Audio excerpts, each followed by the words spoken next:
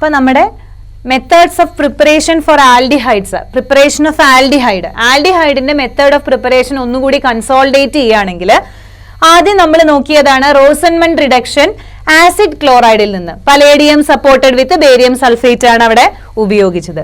രണ്ടാമത് നമ്മൾ ഉപയോഗിച്ചത് ആൽക്കൈൽ നൈട്രൈലിൽ നിന്നാണ്. അതെന്തായിരുന്നു? ആ റിയാക്ഷൻ ആണ് നമ്മൾ സ്റ്റീഫൻ റിയാക്ഷൻ എന്ന് പറഞ്ഞത്. മൂന്നാമത് ആസിഡ് ക്ലോറൈഡ്, സയനൈഡ് അല്ലെങ്കിൽ ആൽക്കൈൽ നൈട്രൈൽ, എസ്റ്റർ, ഇതിനെയൊക്കെ നമുക്ക് കറസ്പോണ്ടിങ് ആയിട്ടുള്ള ആൽഡിഹൈഡ് ആയിട്ട് കൺവേർട്ട് ചെയ്യാൻ വേണ്ടിയിട്ട് ഉപയോഗിച്ച റിയേജന്റ് ആണ് DIBAL H, di isobutyl aluminium hydride എന്ന് പറയുന്നത്. അത് കഴിഞ്ഞിട്ട് നമ്മൾ അരോമാറ്റിക് ആയിട്ടുള്ള ആൽഡിഹൈഡ്സിന്റെ മെത്തേഡ് ഓഫ് പ്രിപ്പറേഷൻ ആണ് നോക്കിയത്. ആദ്യം മീഥൈൽ ബെൻസീൻ അല്ലെങ്കിൽ ടൊളുവീനിൽ നിന്നുള്ള റിയാക്ഷൻ ആണ് ആദ്യത്തെ എറ്റാഡ് റിയാക്ഷൻ, ക്രോമൈൽ ക്ലോറൈഡ് ഉപയോഗിച്ചിട്ട്. അത് കഴിഞ്ഞിട്ട് ക്രോമിക് ഓക്സൈഡ് ഉപയോഗിച്ചിട്ടുള്ള റിയാക്ഷൻ ചെയ്തു.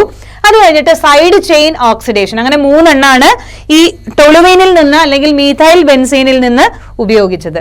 അതിൽ ബെൻസാൽഡിഹൈഡ് ഉണ്ടാക്കാനുള്ള കൊമേഴ്ഷ്യൽ മെത്തേഡാണ് സൈഡ് ചെയിൻ ക്ലോറിനേഷൻ എന്ന് പറഞ്ഞു. അതുപോലെ തന്നെ ക്രോമിക് ഓക്സൈഡ് വെച്ചിട്ട് റിയാക്ട് ചെയ്യുമ്പോൾ ടൊളുവീൻ മാത്രമല്ല സബ്സ്റ്റിറ്റ്യൂട്ടഡ് ആയിട്ടുള്ള ടൊളുവീനും റിയാക്ഷന് വേണ്ടിയിട്ട് ഉപയോഗിക്കാം എന്ന് നമ്മൾ പറഞ്ഞു. അത് കഴിഞ്ഞിട്ട് നമ്മൾ ലാസ്റ്റ് നോക്കിയതാണ് ഗാറ്റർമാൻ കോച്ച് റിയാക്ഷൻ. ഇതിൽ എന്താ ചെയ്തത്? ഇവിടെ ബെൻസീനെ ബെൻസാൽഡിഹൈഡ് ആയിട്ട് കൺവേർട്ട് ചെയ്യാൻ വേണ്ടിയിട്ട് നമ്മൾ carbon monoxide in presence of HCl ആണ് ഉപയോഗിച്ചത്. അപ്പൊ ഇത്രയും റിയാക്ഷൻസ് ആണ് നമ്മൾ മെത്തേഡ് ഓഫ് പ്രിപ്പറേഷൻ ഓഫ് ആൽഡിഹൈഡ്സിൽ ഡിസ്കസ് ചെയ്തത്.